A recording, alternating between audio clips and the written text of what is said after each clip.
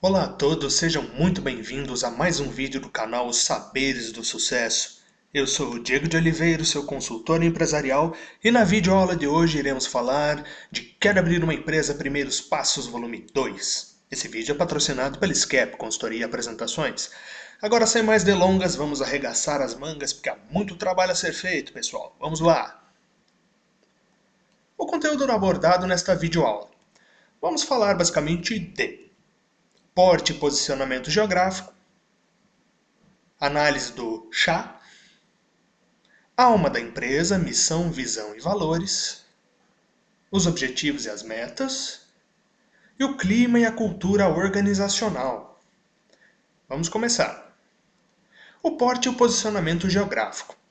Na análise do porte da empresa, é muito importante e imprescindível que alguns pequenos detalhes, alguns pontos de importância sejam analisados, como, por exemplo, a disponibilidade de capital próprio e ou de terceiros. O que vai definir se você vai ser um microempreendedor individual, uma microempresa, uma empresa de médio porte, de grande porte, em primeira instância, a disponibilidade do capital que você tem.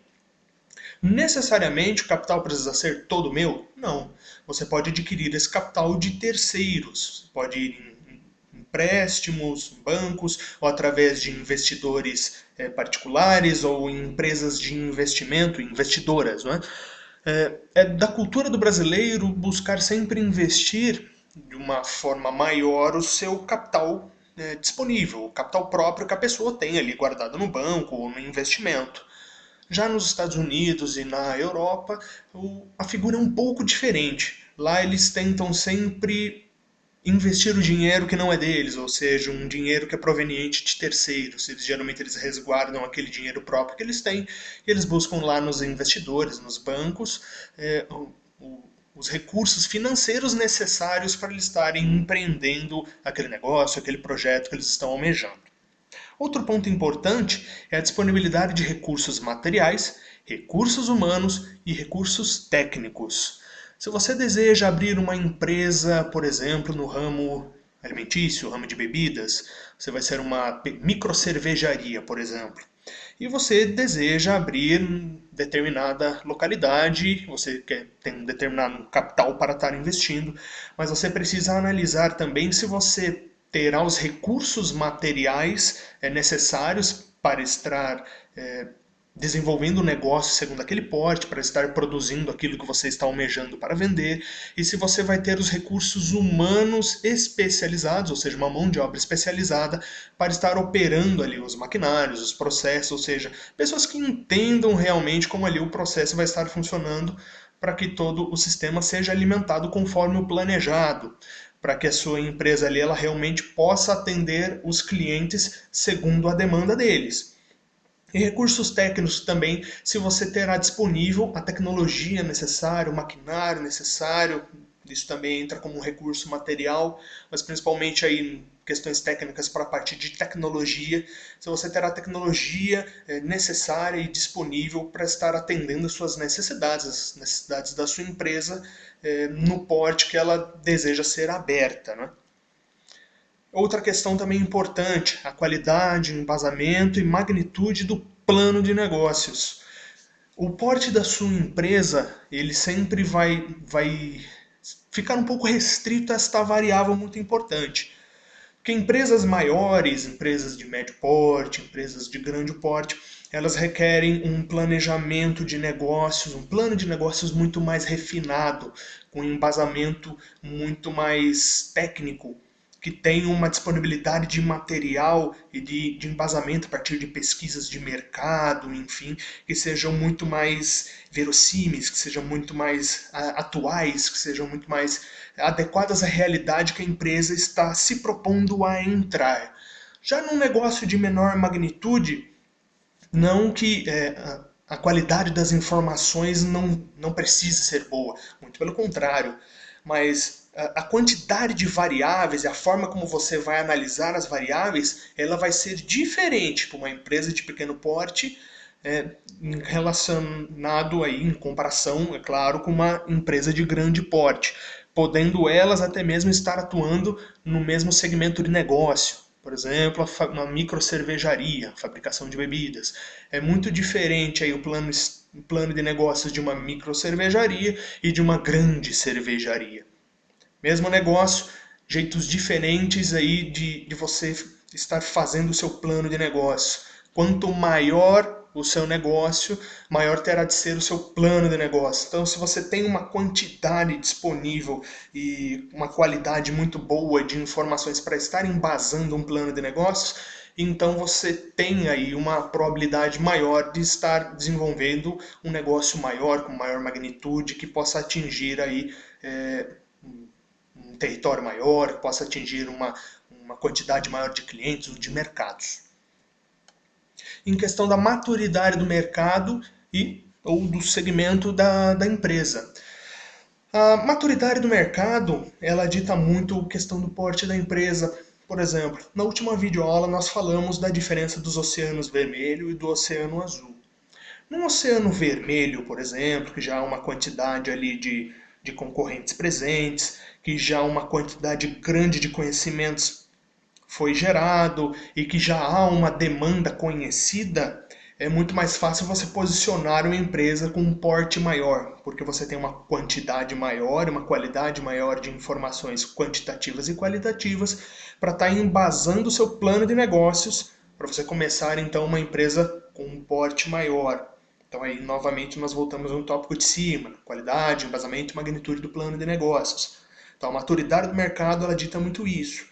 Agora, se é um mercado novo, um mercado ali que você está tentando criar, ou um mercado novo que você está querendo trazer aqui para o Brasil, por exemplo, a quantidade de informações ela é muito restrita. Você pode ter uma quantidade grande de informações do local em que você buscou esse novo mercado, esse novo segmento, mas você não sabe como o mercado nacional vai reagir a esse novo segmento.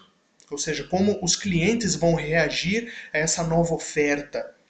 E isso gera um grande problema porque você não tem uma quantidade, uma qualidade de informações para estar embasando seu plano de negócios. Tanto que muitas startups, elas começam como empresas pequenas, porque elas estão entrando até num ambiente meio que desconhecido. Elas estão ainda criando tendências, criando mercado, criando demanda, e você investir numa empresa de grande porte para começar como uma startup, muitas vezes pode ser algo de grande risco, cheio de incertezas. Então, nesses casos, é recomendado, claro, isso varia muito, tem que ser analisado caso a caso, mas a maioria dos casos, as startups aí que vão adentrar aí nos oceanos azuis, elas são empresas com um porte menor. Não necessariamente precisam ser um microempreendedor individual, que aí é o menor nível de abertura que uma empresa pode ter. Mas ela aí pode ser uma empresa de pequeno porte, empresa de médio porte, tá? Claro, pessoal, né, nunca se esqueçam da disponibilidade de capital, ou seja, da disponibilidade dos recursos, levar todas essas questões em consideração, pegar o seu bom e velho papel e caneta, ou até mesmo no seu notebook, e tá descrevendo aí qual a sua disponibilidade de capital, se você pretende emprestar dinheiro de um banco ou buscar aí com investidores. Algumas pessoas elas desenvolvem o projeto ali daquele sonho, daquela empresa que ela deseja abrir e ela vai buscar investidores no mercado que não sejam bancos. Ela vai buscar aí pessoas ou empresas que acreditem na ideia dela para investir na ideia dela.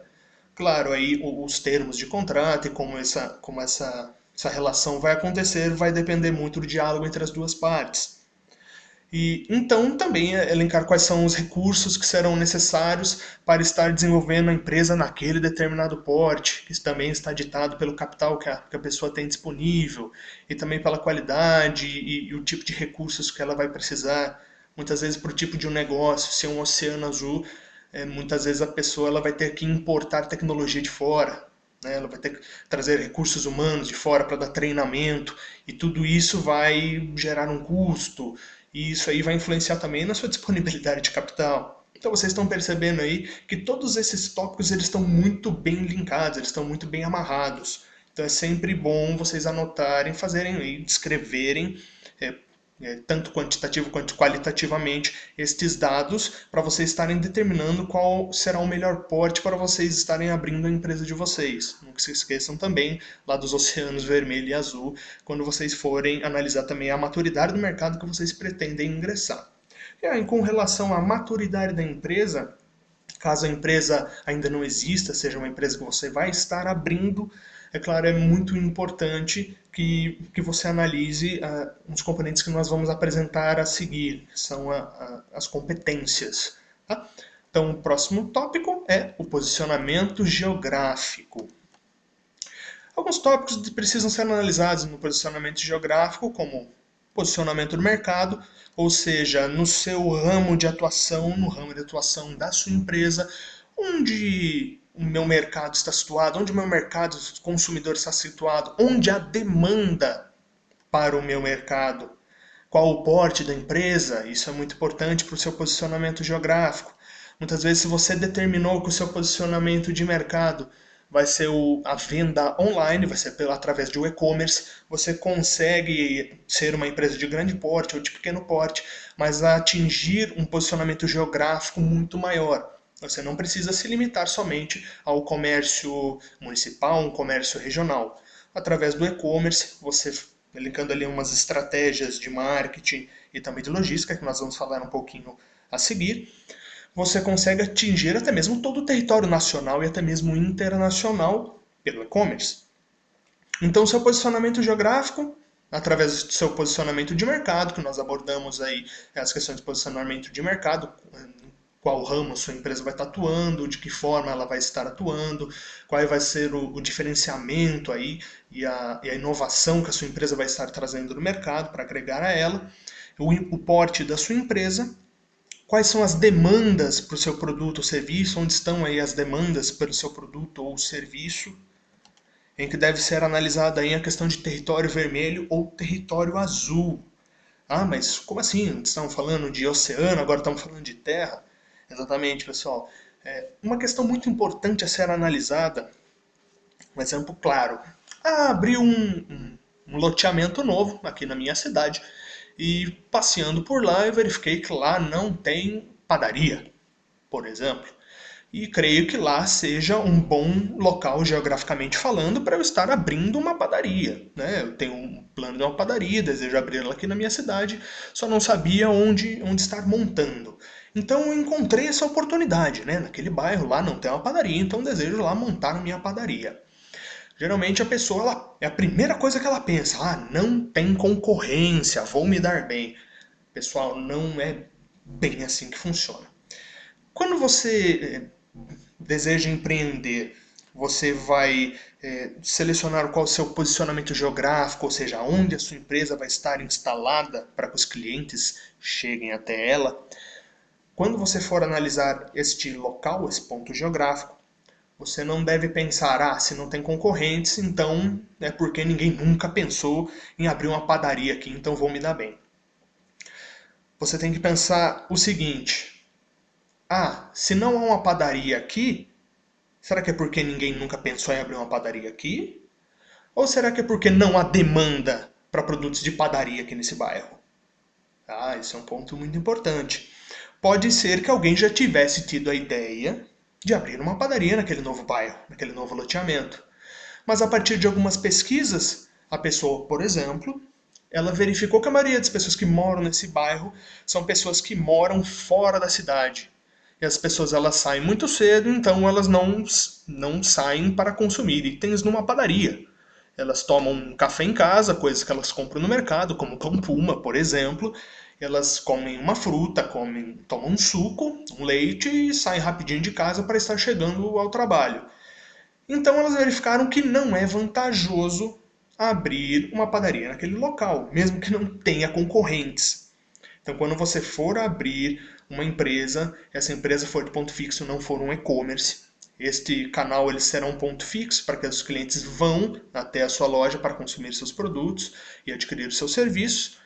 É muito importante então que vocês determinem se realmente naquele local há demanda para o seu produto ou para o seu serviço. O território vermelho e o território azul, ele segue mais ou menos a mesma linha da questão dos oceanos. você pode decidir abrir a sua padaria no centro da sua cidade. Com certeza, há várias padarias no centro da sua cidade. Então esse é um território vermelho, é um território que já é marcado pela concorrência, pela disputa da demanda entre os concorrentes ali inseridos. E um território azul pode ser a questão aí do novo loteamento. Abrir um loteamento novo, ainda não há uma padaria. Claro, vá investigar primeiro, faça pesquisa de mercado e determine se há demanda para o seu produto ou para o seu serviço naquele local. Se houver, beleza, já é sinal verde para você estar avançando para montar o seu negócio nesse local. Aí você vai procurar um ponto comercial, alugar ou comprar um ponto ali. Em questão das demandas, se não for aí questões de território e você decidir, por exemplo, abrir um e-commerce, claro que foi determinado lá no seu posicionamento de mercado, como vimos na última videoaula, você pode estar atingindo uma área muito maior, como já abordei em questão até mesmo de todo o território nacional através das vendas do e-commerce. E por isso é muito importante você estruturar o seu plano de negócios, principalmente no que diz o plano de marketing, o plano de logística. Exemplo, desejo vender vinhos, tá? Foi o exemplo da videoaula passada, um e-commerce de vinhos. Então, vou comercializar vinhos de diversos tipos, de diversas nacionalidades e vou fazer essa venda online. Então, a pessoa ela vai acessar o meu site e lá ela vai escolher os vinhos que ela quer. Esse vinho será entregue na casa dela mediante o pagamento e, logicamente, aí uma taxa do frete. Você tem que pensar muito bem neste caso, como você terá um posicionamento geográfico muito amplo, qualquer pessoa então no território nacional pode adquirir os seus produtos através do seu site, você tem que se preocupar com o plano de marketing, ou seja, se você deseja realmente abranger todo o território nacional, como você vai fazer para que todo o território nacional saiba que a sua empresa existe e que ela comercializa aqueles determinados produtos ou serviços. Então, você terá de ter um plano de marketing grande e muito bem estruturado, para que desta forma você consiga chegar até os seus clientes no âmbito nacional e você precisa ter um plano de logística muito bem estruturado. O que seria o plano de logística? Por exemplo, se a pessoa compra uma garrafa, você tem lá as embalagens, você mesmo embala, você despacha pelo correio a um determinado valor de frete. Essa garrafa ela vai chegar lá, esperamos, né, inteira, para que a pessoa possa consumi-la. Agora, por exemplo, a pessoa ela compra uma caixa de vinhos. E por causa das dimensões da embalagem, de peso, do que seja, os correios não entregam. Os correios eles têm algumas limitações. Então você tem que contratar uma transportadora. Então você tem que ter parcerias com uma série de transportadoras. Então aí é uma questão muito bem embasada que você tem que pensar sempre de antemão. A questão de logística. Ou seja, como o produto no meu e-commerce vai chegar até o cliente que está do outro lado do país. E como, claro, eu vou calcular esses valores para passar de uma forma rápida para o meu cliente.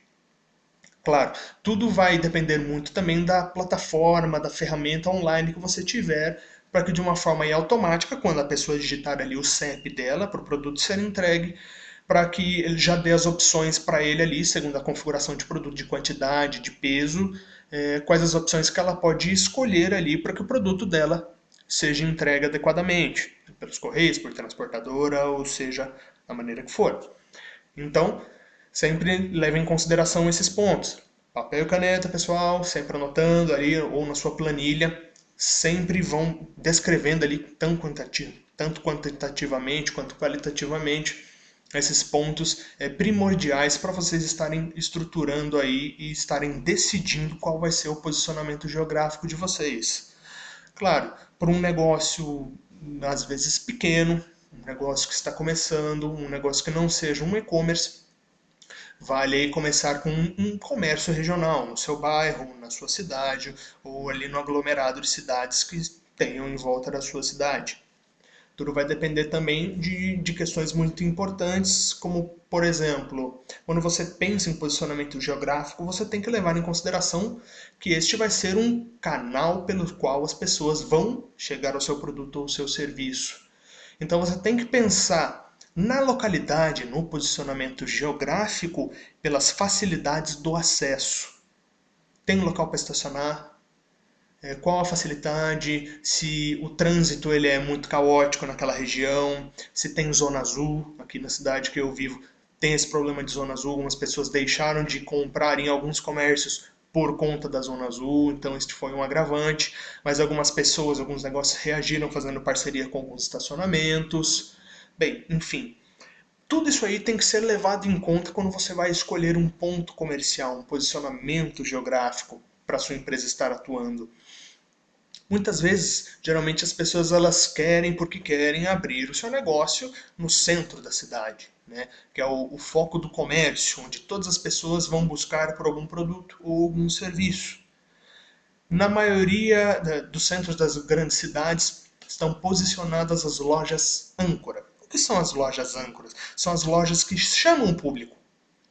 E através dessa chamada do público, as pessoas têm que atravessar ruas, têm que atravessar vias, e assim elas acabam passando na frente dos negócios e elas veem ali oportunidades de estarem suprindo uma necessidade ou uma demanda que seja desse momento, ou algo que ela estava pensando, ou que ela estava futuramente desejando adquirir, buscar, ou buscar informações.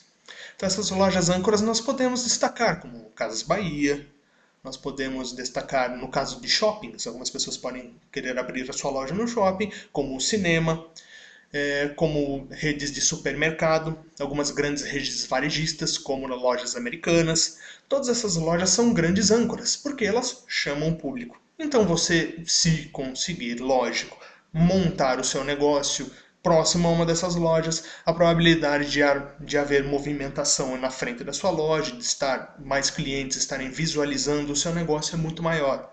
Logicamente que você tem que pensar ali na questão do porte. Porque geralmente o aluguel desses locais, ou para você adquirir um imóvel em locais próximos às regiões centrais e próximas às lojas âncoras, é muito maior. Então todas essas questões têm que ser levadas muito bem em consideração antes de você definir o seu posicionamento geográfico. Nunca se esqueça também que há ruas principais, ruas secundárias e ruas terciárias. O que são as ruas principais? São as grandes avenidas, que é a grande movimentação de pessoas e veículos. As ruas secundárias são ruas menores, um pouco mais estreitas, mas são ruas importantes, que geralmente elas vão começar ou terminar numa grande avenida, que é a principal. E as terciárias são as ruas dos bairros, onde há uma movimentação muito menor de pessoas. Então, tentem dar preferência aí, em questão dos negócios que sejam negócios de porta aberta, como sorveterias, como lanchonetes, como bares, para que haja uma visibilidade muito maior, para que haja mais facilidade da pessoa chegar ao seu negócio, das vias primárias e vias secundárias. Também quando você começa a reduzir ali a questão territorial, por exemplo, dentro de um centro comercial, ali no centro da sua cidade, existem ruas primárias, secundárias e terciárias. E, geralmente as ruas primárias são as ruas principais onde estão localizadas aquelas lojas âncora. Depois você tem as ruas secundárias e ruas terciárias, que são as paralelas, as transversais, que vão ali acabar levando as pessoas até as ruas primárias. Então você pode se aproveitar, por exemplo, de uma rua secundária que vai acabar saindo ali numa rua primária. Bem, vamos para o próximo assunto, pessoal. Análise do chá. O C do chá é a competência, que é um elemento chave para o sucesso de qualquer negócio. Em que a competência é igual ao conhecimento mais habilidades mais atitudes. A competência, ela sendo esse conjunto de conhecimentos, habilidades e atitudes, ela vai levar você, ela vai te dar as ferramentas necessárias para que você seja um pleno gestor do seu próprio negócio. Você não vai conseguir nem mesmo realizar o planejamento estratégico do seu negócio se você não tiver uma carga mínima de conhecimentos específicos, de habilidades específicas e de atitudes específicas. Um exemplo, eu preciso ter conhecimentos sobre o ramo de vinhos para estar abrindo ali o meu e-commerce de vinhos. Eu posso ter, claro, um curso de sommelier, posso conhecer aí a diferença dos vinhos, a acidez, em questão da coloração, questão da doçura, entre outros pontos técnicos acerca do negócio de vinhos. Fora, claro, a questão da bebida, como é a melhor forma da apresentação, quais as questões estratégicas, quais são os pulos do gato que existem no negócio. E geralmente esses conhecimentos, eles podem ser tanto teóricos quanto práticos. Por exemplo, você estudou, você fez cursos e você também trabalhou já no ramo, então você já tem uma carga mínima, pelo menos, de conhecimento. E conhecimento pouco, vocês sabem que não basta, pessoal, como nós já falamos. Quanto mais conhecimento você tiver, mais apto você estará a gerir o seu próprio negócio. Então nunca digam que vocês têm todos os conhecimentos necessários para gerir determinado negócio. Sempre busquem mais conhecimento. As habilidades são aí as formas de você estar aplicando aqueles conhecimentos que você tem em algo palpável, em transformar os conhecimentos em ações, de você pegar os conhecimentos que você tem e transformá-los em algo real, ou seja, pegar os conhecimentos e transformá-los na sua empresa, no seu negócio, para que o negócio realmente funcione. Já as atitudes são alguns pontos necessários intrínsecos a cada pessoa, como proatividade, como disposição, como motivação, como alegria, como desejo de vencer, como aquele pinguinho de ganância, né? Falando no bom sentido da coisa, para que a pessoa, com esse conjunto de conhecimentos, habilidades e atitudes, ela esteja apta, né? Ela tenha a competência necessária para estar empreendendo o seu negócio e de estar evoluindo com o tempo. Algumas pessoas gostam de salientar uma outra variável além dos conhecimentos, das habilidades e atitudes. Pessoas falam que esta variável é uma das mais importantes, né? Que é a sorte, que seria o chás. A sorte ela é um elemento que você não pode contar. A sorte é como querer contar com o ovo na cloaca da galinha. Todos conhecem a expressão claramente. Mas nas palavras de John Milton, a sorte é o resíduo dos desígnios, ou seja, a sorte é o que sobra do seu plano, do plano que você fez anteriormente. Se você fez um plano muito embasado, você pode contar com uma sorte, porque se a sorte falhar, o seu plano vai te segurar. Agora, contar somente com a sorte, sem ter feito um planejamento prévio, é pedir, claro, para sua empresa falir. Se alguém tiver dúvida sobre John Milton, podem pesquisar no Google. John Milton ele foi um pensador, político, poeta inglês que viveu no século XVII na Inglaterra. Né? Ele foi muito influente e ele tem muitas frases famosas no Google. É só colocar frases de John Milton que várias delas vão aparecer, inclusive uma dessas que é uma das mais famosas. Então, pessoal, no mundo dos negócios, nunca contem demais com a sorte. Porque se vocês não tiverem um planejamento prévio, a sorte ela não vai salvar a empresa de vocês. Ok? Próximo tópico. A alma da empresa. A missão da empresa. Muito se fala em missão, visão, valores. Mas para que esse negócio serve? É importante eu estar escrevendo isso aí, colocando numa plaquinha na entrada da minha loja para que os clientes vejam? Claro, isso é fundamental. Se você não determinar a missão, visão, valores, e posteriormente nós vamos falar dos objetivos e das metas, a sua empresa vai estar como um cego no meio do tiroteio. Ela vai totalmente perdida, sem rumo, ela não vai saber para onde ir. E muito menos os seus clientes, os seus parceiros saberão no que a sua empresa está se propondo, onde ela deseja chegar e quais são os valores dela. Então a missão, visão e valores, elas são um conjunto muito importante, principalmente de todas as normas, das regras e do comportamento organizacional. Nós vamos falar posteriormente. Mas a questão, a visão, ela é um referencial estratégico básico que declara o seu posicionamento estratégico, que declara o motivo da sua empresa existir, declara o que a sua empresa faz e declara para quem ela faz. Vocês pesquisando no Google, por exemplo, missão da empresa tal, depois nós vamos apresentar aí a missão da Natura. Algumas delas, elas falam ali qual o seu posicionamento estratégico, pode não ser explicitamente o nosso posicionamento estratégico é tal, mas ela geralmente ela descreve numa forma poética, uma forma bonita, uma forma que as pessoas possam se encantar com a sua missão, para que isso possa motivar as pessoas no que a empresa está se propondo a fazer. A missão, ela declara o motivo da empresa existir e declara o que a empresa faz. Ou seja, declara a finalidade daquela empresa. Fala o motivo daquela empresa realmente ter sido criada, o que ela deseja suprir. Então, um exemplo claro aí da Natura, a nossa razão de ser é criar e comercializar produtos e serviços que promovam o bem-estar ou estar bem. E que o bem-estar é a relação harmoniosa, agradável do indivíduo consigo mesmo, com seu corpo. E estar bem é a relação empática, bem-sucedida, prazerosa do indivíduo com o outro, com a natureza, no qual faz parte e com o todo. E, então, vocês podem ver que o objetivo dela é comercializar produtos e serviços. Essa é só um trecho, tá, da missão da Natura. É uma missão longa, tanto a missão, visão e valores dela são bem longos. Então, eu peguei somente um trecho. Aqui vocês podem ver que o foco no negócio dela, a razão dela existir, é comercializar produtos e serviços cosméticos. Para quê? Para quem? Para suprir, para fazer com que as pessoas tenham bem-estar e se sintam bem.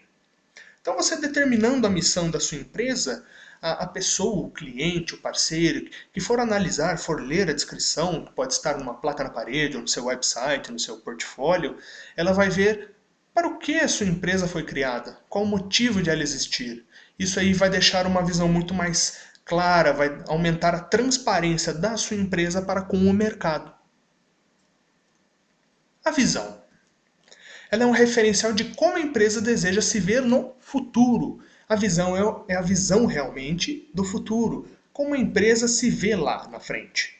Então ela declara onde a empresa deseja chegar, declara no que a empresa deseja se tornar e declara em qual direção a empresa irá focalizar os seus esforços.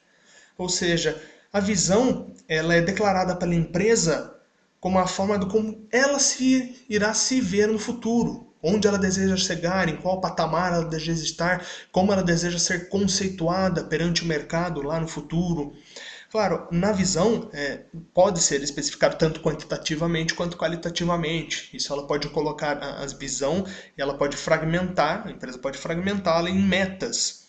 Então, geralmente, aí, da sua missão, da sua visão, poderão surgir objetivos e metas que nós vamos abordar mais à frente, para que a empresa consiga alcançar, para que ela tenha um norte, para que, por exemplo, no caso da Natura, que ela deseja vender cosméticos, num horizonte de, por exemplo, 10 anos, ela deseja ser a maior empresa mundial a comercializar produtos cosméticos. Um exemplo. Vamos ver aí a visão da Natura. A Natura, por seu comportamento empresarial, pela qualidade das relações que estabelece e por seus produtos e serviços, será uma marca de expressão mundial, identificada com a comunidade das pessoas que se comprometem com a construção de um mundo melhor através da melhor relação consigo mesmas, com o outro, com a natureza da qual fazem parte e com o todo. Este também é só um trecho da visão da Natura, que é uma visão bem longa, que eles definem aí que no futuro eles querem ser uma marca de expressão mundial, ou seja, querem ser uma empresa de respaldo mundial, que seus produtos sejam reconhecidos mundialmente aí pelo seu comprometimento para a criação de uma relação melhor das pessoas para com elas mesmas e para com o mundo em que vivem. Até mesmo com a natureza, que é um ponto muito importante, que algumas empresas voltadas aí para alimentos e cosméticos estão focando bastante nos últimos anos, que é a questão do cuidado com a natureza e com os cuidados sociais da pessoa para com o meio no qual ela vive. Então a visão ela é importante para quê? Para que a empresa ela seja mais uma vez transparente, dizendo onde ela deseja chegar, como ela quer ser vista no futuro e pensar nas questões aí sociais, em questões ambientais, em visões de futuro, são muito importantes para as empresas. Não só as grandes empresas, como a Natura, que é uma das gigantes nacionais, pode se dar ao luxo de falar em questões sociais, em questões ambientais, mas até mesmo empresas pequenas. Já tive o prazer de entrar em contato com algumas empresas pequenas que elas têm um papel social muito importante na cidade em qual elas estão instaladas. Elas ajudam em projetos sociais, em projetos culturais, em projetos voltados para a conservação da natureza e não são empresas cujo foco de negócio é este. Neste exemplo que eu estou citando, era uma empresa do ramo alimentício que ela que ela contribuía muito principalmente com a questão da natureza e de projetos sociais. Então, você demonstrar isto para o seu cliente, para os seus parceiros, para o mercado, você deixando isso implícito, vai mostrar quais são as características da sua empresa e como ela pretende se posicionar no hoje e no futuro. Claro, na visão principalmente para com o futuro, que ela deseja aí ser um ente ativo para a construção de um mundo melhor, principalmente aí no mundo individual de cada pessoa e no mundo coletivo onde essas pessoas estejam inseridas. Com relação aos valores, são as qualidades e princípios que tornarão a empresa valiosa. Declaram as regras básicas que norteiam os comportamentos e atitudes dos colaboradores. E declaram as regras para que, executando a missão, se alcance a visão. São o suporte, o estofo moral e ético da empresa.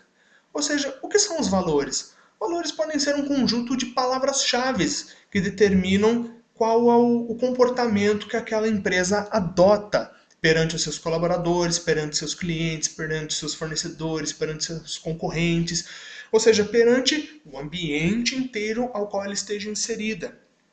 Algumas empresas, elas preferem descrever isso com aquelas palavras bonitas, ou elas simplesmente colocam palavras-chave, como ética, valor moral, preocupação com o meio ambiente. Esses são valores, são as qualidades e princípios que tornam aquela empresa especial.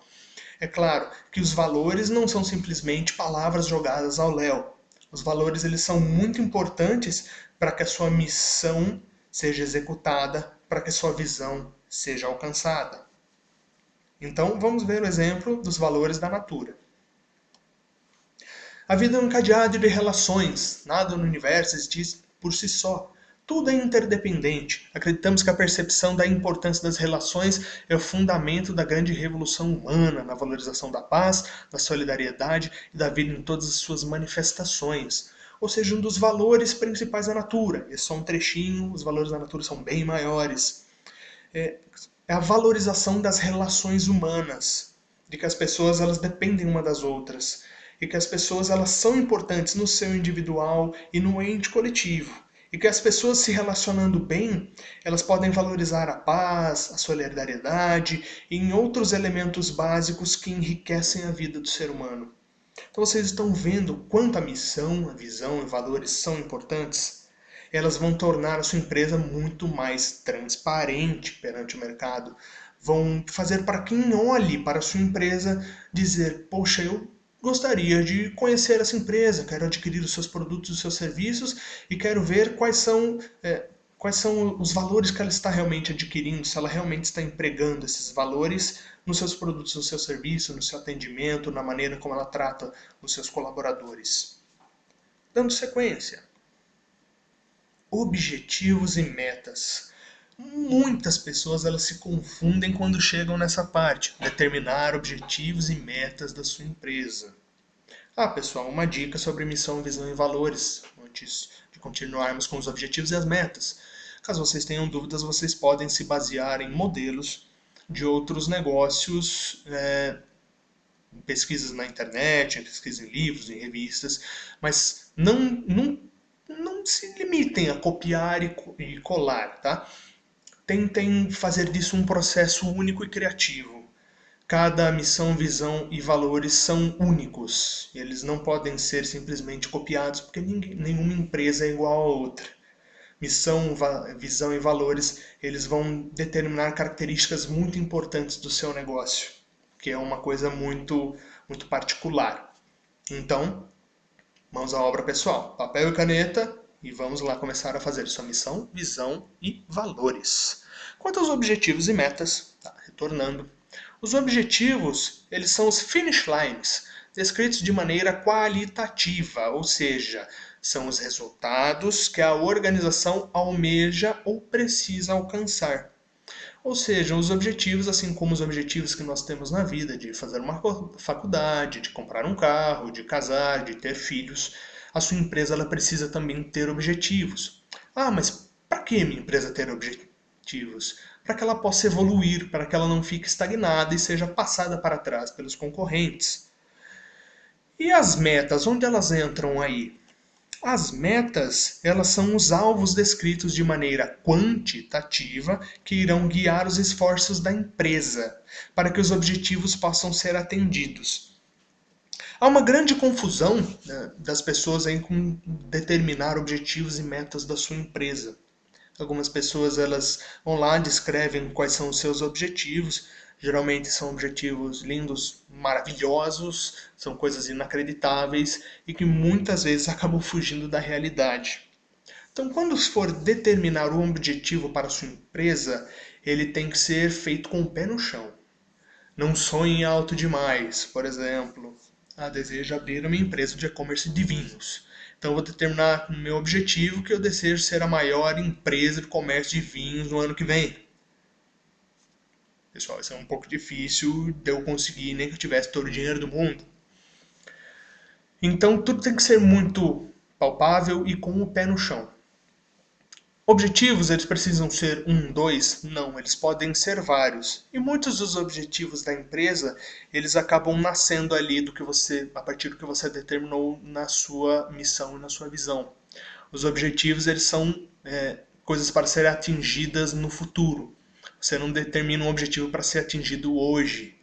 É muito difícil, pode acontecer, né? Dificilmente pode, mas isso é mais frequente na nossa vida, né? Agora, por uma questão de uma empresa, por exemplo, desejo ser uma empresa altamente conceituada no mercado nacional, para você construir aí uma carteira de clientes, para você construir aí o seu market share, para você estar pautando a sua marca como sendo reconhecida no mercado nacional, não é um processo rápido, é um processo lento e que exige muito trabalho. Então, é muito importante aí que vocês façam as determinações dos seus objetivos de forma que possa ser realizável, ok? Já com relação às metas, elas vão determinar quando seus objetivos foram alcançados. Uma das maiores dúvidas das pessoas quando vão escrever os objetivos da sua empresa peraí, mas como é que eu vou saber quando o meu objetivo foi alcançado? É através da meta. Para cada objetivo qualitativo, você tem uma meta quantitativa. Quando você atingir a sua meta, significa que você atingiu o seu objetivo, ok? Então, cada objetivo tem a sua meta. Uma meta só existe se houver um objetivo. Vamos exemplificar. Se eu tenho os seguintes objetivos para a minha empresa: ser uma empresa lucrativa e ampliar anualmente o nosso market share. O market share é a participação do mercado, é a minha fatia do mercado, ou seja, é quanto a minha empresa ela controla do mercado, quanto ela pode abocanhar do mercado, ou seja, qual que é a parcela que compete do mercado para a minha empresa. Exemplo, no mercado nacional de e-commerce de vinhos, há 25 empresas. Cada uma dessas empresas controla aí 4% do comércio nacional de vinhos. Ou seja, cada uma dessas pessoas tem um market share de 4% do mercado nacional. Claro, se você for atuar regionalmente ou somente na sua cidade, somente no seu estado, você vai levar isso em consideração com as empresas que sejam parecidas, que comercializem produtos e serviços parecidos com o seu, em questão aí estadual, municipal, e aí vai depender muito do seu posicionamento geográfico. Determinei esses objetivos. Legal. Eles são palpáveis? São palpáveis. Qualquer empresa ela deseja, ela tem que ser lucrativa, é um dos maiores objetivos de qualquer empresa. E aí ampliar anualmente o nosso market share. São só esses? Não, podem ser muitos outros objetivos, dependendo, é claro, do seu ramo de negócio, do porte do seu negócio, do seu posicionamento e do que você definiu aí na missão, visão, no seu planejamento estratégico. Quais são as minhas metas, então? Para eu ser uma empresa lucrativa, eu tenho que atingir um crescimento mínimo de nossas receitas brutas em 10% ao ano. Então, por exemplo, fechei o primeiro ano, fechei o segundo ano e lá eu constatei que eu cresci 12% na minha receita bruta. Ou seja, entrou 12% mais dinheiro no segundo ano do que no primeiro ano. Atingi a meta? Beleza, atingi esse objetivo. Estou sendo uma empresa lucrativa, porque eu estou fazendo aí 10% ou mais de faturamento em relação de um ano ao outro. Quando for estabelecer uma meta, pessoal, estabeleçam aí um valor, porque a meta ela tem que ser quantitativa, e também determine um horizonte de tempo. Nesse caso aí, dessa primeira meta, é uma meta ao ano. Ela poderia ser atingir um crescimento mínimo de nossas receitas brutas em 10% ao semestre, ou a cada 2 anos, ou a cada 5 anos. Na questão do semestre, então no segundo semestre eu tenho que lucrar 10% a mais do que no primeiro semestre. E assim sucessivamente. Já para o segundo objetivo, a minha meta seria aumentar anualmente a quantidade de clientes atendidos em 25%. Então, em questão aí, né, anual, se no segundo ano eu atendi 25% a mais de clientes do que no primeiro ano, significa que eu atingi esse objetivo. Eu estou ampliando aí anualmente o meu market share. Outra dúvida que surge: quando eu atinjo a meta e atinjo o meu objetivo, o que eu faço? Eu mantenho o objetivo, eu mudo o objetivo? Então, pessoal, não vão muito ali pelo que a nossa presidenta Dilma ela disse: quando a gente atingir a meta, a gente dobra a meta. Não precisa ser realmente assim. Você pode manter esse objetivo, tá, com esta meta, ou você pode modificar o objetivo e modificar aí consequentemente a meta. Você pode manter o objetivo, modificar a meta.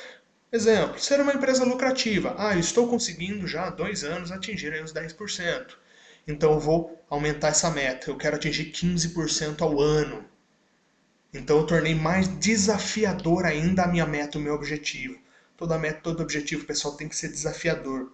Para que isso force a empresa, impulsione a empresa a criar ações, a planejar e a buscar o seu máximo para estar evoluindo para atingir os seus objetivos e as metas. Os objetivos e as metas, eles vão fazer com que a empresa vá para frente, que ela cresça, que ela evolua. Como no exemplo ali do segundo objetivo. Se eu conseguir 25% a mais de clientes de um ano em relação ao outro, a minha empresa ela vai crescer muito mais anualmente. Até, é claro, eu posso modificar esse objetivo, ampliar semestralmente o nosso market share e aí eu teria que aumentar semestralmente aí a minha quantidade de clientes atendidos. Ok, até então, pessoal, definimos aí então o meu posicionamento geográfico, porte da minha empresa, missão, visão, valores. Falamos aí dos conhecimentos, habilidades, atitudes e um pouquinho ali da sorte. Definimos também esses objetivos e as metas. Esses são elementos muito importantes, fundamentais na realidade, para estar embasando o seu plano de negócios ou o seu planejamento estratégico, caso sua empresa ela já exista. Tá? Mas aí você tendo esses elementos fundamentais, você vai conseguir definir com mais clareza o seu plano estratégico, o seu plano de negócios. E nunca se esqueçam que a missão, visão, valores, objetivos e metas, eles vão estar intimamente ligados com a diferenciação e com a forma como a sua empresa vai ser vista perante o mercado. Então, não podem haver contradições. Por exemplo, se ali na minha diferenciação eu desejo fazer o melhor atendimento aos meus clientes, mas eu não especifico isso na minha missão, não atender bem os meus clientes, ou se importar muito mais com lucro, lá na missão, visão, valores, eu só falo em lucro, lucro, lucro, você acaba deixando o cliente de lado. Então, elas são contraditórias. Então, ambas, pessoal, as partes ali da diferenciação que o seu negócio deseja ter, sua missão, visão, valores, objetivos e metas, todos eles têm que estar muito bem alinhados. Outro ponto assim, importante a se ressaltar aí nos objetivos.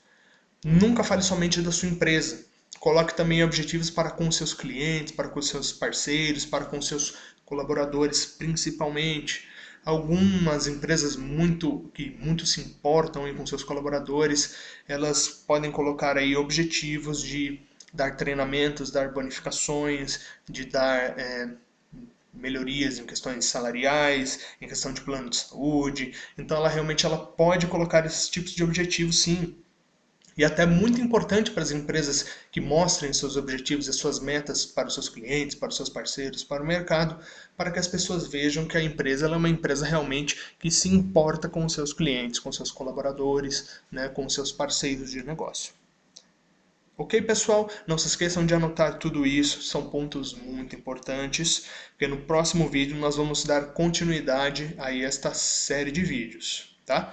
Agora que nós já definimos todos esses pontos até aqui, nós vamos culminar num ponto primordial, que é o clima e a cultura organizacional. A cultura ou política organizacional de uma empresa, ela corresponde à personalidade da organização. Ela está ligada ao grau de motivação e comprometimento da empresa. E ela ocorre de médio a longo prazo. Peraí, meu, o que é esse negócio de cultura, de política? A cultura, ela é a personalidade realmente, são as características principais que definem aquela organização.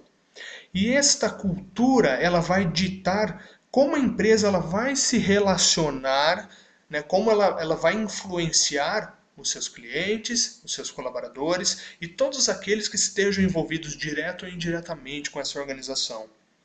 Você mostrar aí de forma positiva, toda cultura, toda política, ela tem que agir de uma forma positiva, ela só ocorre aí de médio e longo prazo. Por quê? Porque leva um certo tempo para as pessoas começarem a sentir essa personalidade positiva que a organização criou para si, e comecem a incorporar a isso e a entender que aquilo realmente é positivo, que aquela é uma empresa que possui uma cultura positiva, que é uma cultura voltada para frente, uma política positiva. E aí a cultura política são um conjunto de normas, de regras que estarão aí estabelecidos no plano estratégico, no plano de negócios da empresa, assim como, um ponto muito importante, na missão, na visão, nos valores, nos objetivos e nas metas da empresa. Então, todo esse conjunto de regras, de normas, de determinação vão criar a cultura da organização. Então, a cultura ela é criada pela empresa. Agora, quando nós falamos em clima organizacional, ela é o estado de espírito da organização. Ela está ligada ao grau de satisfação, de motivação, da lealdade e comprometimento dos seus membros, ou seja, dos seus colaboradores. Ocorre de curto e médio prazo. Pessoal, a cultura ela é definida pela empresa. O clima é determinado pelos seus membros, pelos seus colaboradores. Essa é a diferença básica entre cultura e clima. Ah, clima é o estado de espírito da organização. Vocês já ouviram aquela expressão, nossa, esse clima é muito positivo, é um clima gostoso, é um clima clean. Exatamente, é quando você chega numa empresa e você é bem atendido, quando você recebe aquela percepção, quando você tem aquela percepção de que aquele clima é positivo, quando os colaboradores estão com um sorriso no rosto, eles estão trabalhando ali motivados, satisfeitos, e quando o clima ele é positivo, os colaboradores eles são leais, eles se empenham muito mais, eles se comprometem muito mais com os objetivos, com as metas, com a missão, com a visão e com os valores da empresa.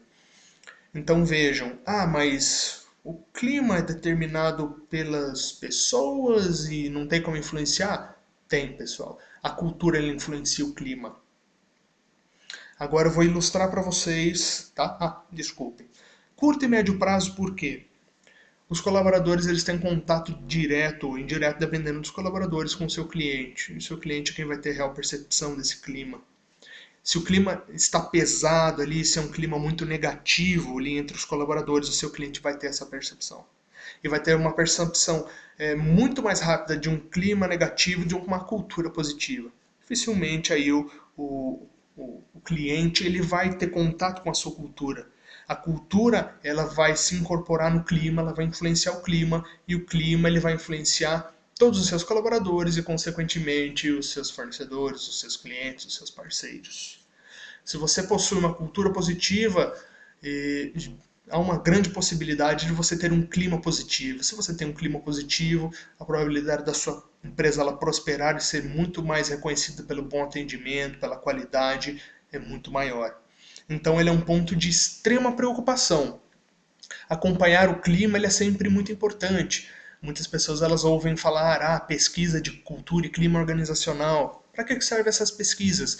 É para avaliar se a cultura e o clima daquela empresa realmente estão sendo positivos para os resultados da empresa.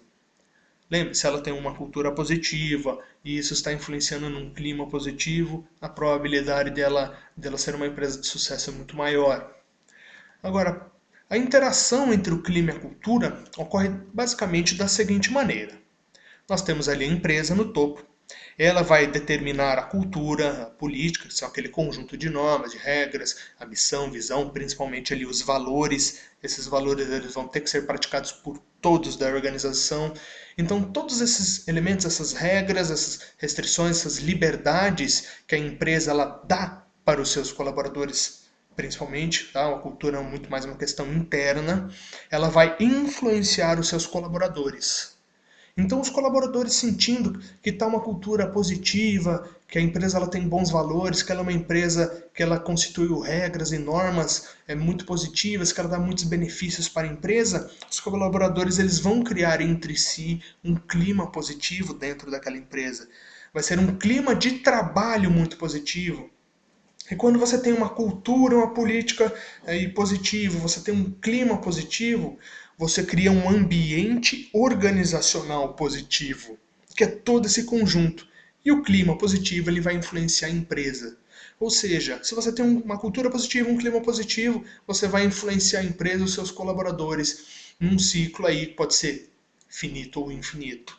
Pode haver uma modificação na empresa, a empresa pode ser vendida, adquirida por outra, e ela vai querer implantar a sua cultura nessa empresa que foi adquirida. Seus colaboradores vão sentir a diferença e elas vão reagir através do clima. Então esse clima ele pode ficar ainda mais positivo ou ele pode ficar negativo. E isso pode afetar aí, o rendimento da empresa.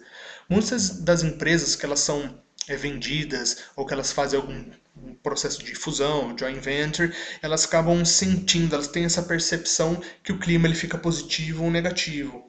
E muitas vezes as empresas elas não sabem porque elas acabaram adquirindo uma empresa que estava lhe dando lucros e a partir do momento que elas adquiriram a empresa começou a dar prejuízo. Muitas vezes é por conta de uma questão boba dessas.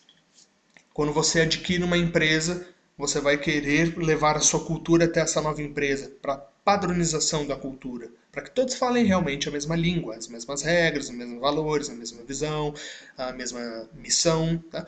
Se os colaboradores encararem isso de uma forma negativa, eles se sentirem lesados de alguma forma, eles vão acabar levando um clima muito negativo. O clima, ele, por ser de curto prazo, as pessoas elas vão sentir isso muito rápido. Então, o resultado de um clima negativo, ele vai ser sentido muito mais rápido do que um clima ou do que uma cultura, desculpem, positiva. Então, se o clima for negativo, ele vai atingir negativamente os resultados da sua empresa, porque ela foi criado aí um ambiente interno, tá? Um ambiente organizacional interno negativo. E isso com certeza vai implicar aí de forma terrível aí nos resultados da sua empresa. Ok, pessoal? Então, é muito importante vocês levarem em consideração todos os pontos que nós discutimos antes aí de clima e cultura e de como eles irão se inserir aí na cultura e influenciar o clima dos colaboradores. O clima dos colaboradores, todos que trabalhamos numa empresa, nós sabemos como funciona, né, a forma como você chega bem na empresa, se você está motivado para desempenhar os seus trabalhos, se você está empenhado ali nas atividades que você precisa realizar, na forma como você se relaciona com os seus colegas, com os seus clientes. Então, criar uma cultura positiva e estar sempre verificando, monitorando, controlando essa cultura para ver se ela ainda continua adequada, né, e continua ainda motivando, fazendo os seus colaboradores criarem um clima positivo. Então, a probabilidade da sua empresa obter sucesso ela é muito maior. Então, pessoal, tomem muito cuidado com esses pontos, muita atenção. Tá? Nós ainda vamos falar futuramente, no próximo vídeo, na questão da cultura, como você declarar a cultura da sua empresa, suas políticas. Ela vai estar implicitada ali no seu plano de negócio, seu planejamento estratégico, que nós vamos abordar em seguida. E ele aí, logicamente, vai influenciar seus colaboradores, eles vão determinar o clima e vão influenciar aí a sua empresa. Pessoal, muito obrigado. Esta foi a nossa videoaula de hoje. Na próxima terça-feira teremos aí um novo vídeo, como programado. E mais uma vez nós daremos sequência a esse ciclo de vídeos em que o tema será Quero Abrir uma Empresa, Primeiros Passos, volume 4. Volume 3. Tá? E nós vamos dar a sequência a esses temas aí, quais são os próximos pontos importantes a partir desses que nós vimos até o vídeo de hoje, que precisam ser analisados para que eu possa aí continuar escrevendo os pontos importantes para finalmente juntar tudo, esse emaranhado de coisas, para montar o meu plano de negócios para eu finalmente abrir a minha empresa. Pessoal, não se esqueça de se inscrever no nosso canal, seguir a nossa página no Facebook e LinkedIn, darem aquele joinha, que isso ajuda bastante o nosso trabalho aqui no vídeo, nos dá uma motivação a mais. Mais uma vez, muito obrigado pela atenção de todos. Não se esqueçam de colocarem comentários lá embaixo de dúvidas. Recebemos algumas dúvidas, algumas dicas bacanas, tanto pelo Facebook, quanto pessoas que acessaram aí o nosso website e nos mandaram sugestões. Muito bacana, pessoal. Agradeço bastante por essa força que vocês têm dado, por essas dicas, por esses toques. Inclusive, um deles que foi salientado foi a mudança aí da estrutura do canal, de sair do sistema de screencasts e estar mostrando aí um espaço com uma área decorada no fundo, que a gente possa fazer a projeção da aula para ser uma coisa mais interativa, em que a minha cara realmente apareceria no vídeo e não somente essas 3 pessoas bonitas aí na foto e vocês ficarem ouvindo a minha voz, tá?